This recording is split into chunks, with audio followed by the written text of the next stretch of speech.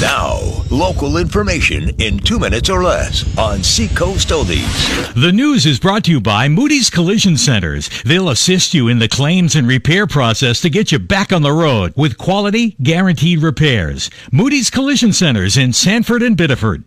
Happy Wednesday. These are your local first headlines from York County's news desk. As you're quite aware, we received a ton of snow the last few days, and it looks like we're getting more this weekend. And that would be just the tip of February.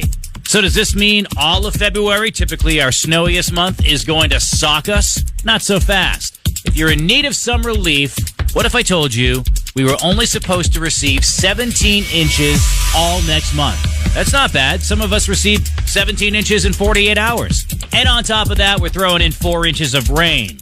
Okay, so maybe not the sunniest weather forecast, but that is the long-term forecast. The precipitation outlook for February is on track for an average amount for the month.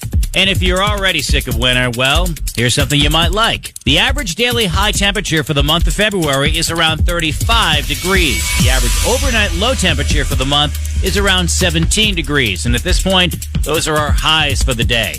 And we're also gaining a minute or two of daylight each day. And next Saturday, the sun sets at 5 p.m. Good stuff. Now, for the last few years, you've been able to gamble on your phone.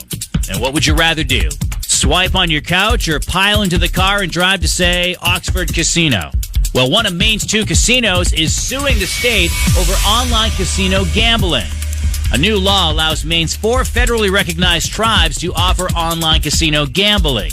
Oxford Casino calls that an unlawful monopoly and says that it's discrimination based on race. The casino is suing the Maine Gambling Board director. Governor Janet Mills says the law will create economic opportunities for the Wabanaki Nation. And if you've ever wanted to get back at an employer who you think did you dirty, you may want to listen to this story and think twice. Because one guy did, and he's in big trouble.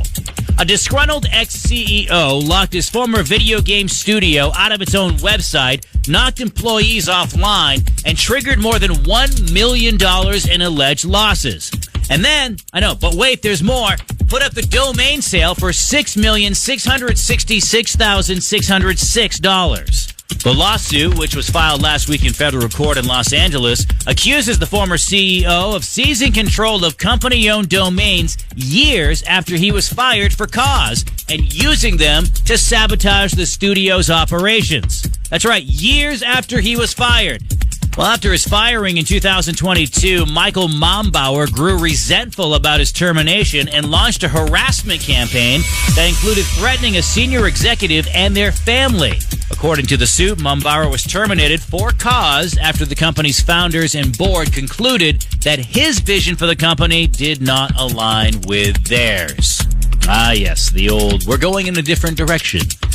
And that is what's trending. Let's check sports. This sports update is powered by People's Choice Credit Union, where helping members succeed is their winning play. They put people first, always. It's hard to argue that Bill Belichick isn't a Hall of Fame coach. He just won't be in on his first attempt. Belichick fell short of the 40 out of 50 votes needed to be inducted into the Pro Football Hall of Fame during his first year of eligibility.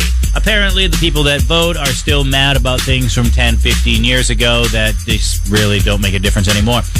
Belichick was said to be puzzled and disappointed upon hearing the news, but let's be honest, he probably didn't say much beyond that.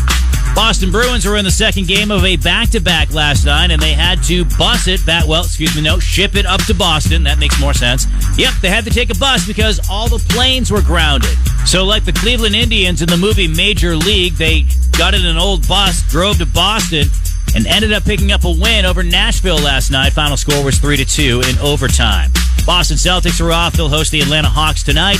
And Maine's Cooper Flagg and Dallas host Minnesota.